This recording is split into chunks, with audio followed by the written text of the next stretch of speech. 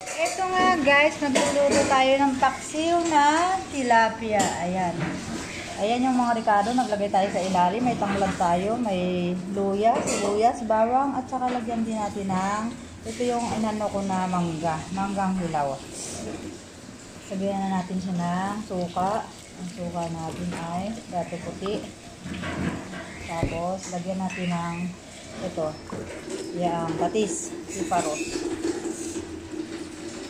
Tapos, ilalagay na natin yung, yung isda. Ayan.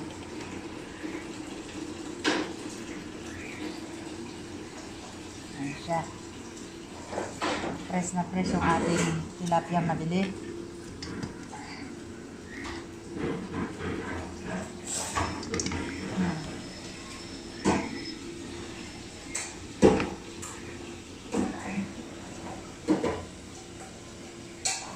At saka, lagyan din natin siya ng sa ibabaw. Ito lalagay natin yan. Lagyan natin siya ng sili. Hindi na masyadong yung sili kasi mayroong ayaw ng sili dito. Hindi naman yan naanghang. Kasi lagay natin yan yung manggang hilaw.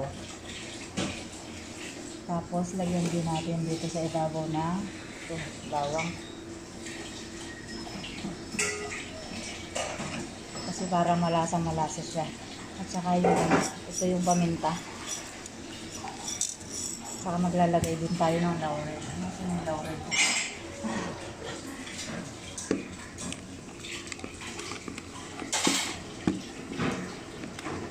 Magdahon ng laurel. Mas lagyan natin siya ng bitchin. Saka asin.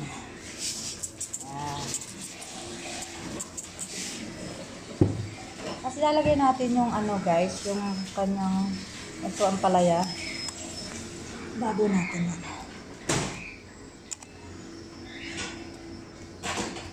At saka konting mga kalahating basong tubig. Ayan siya na, isasalang na natin siya guys.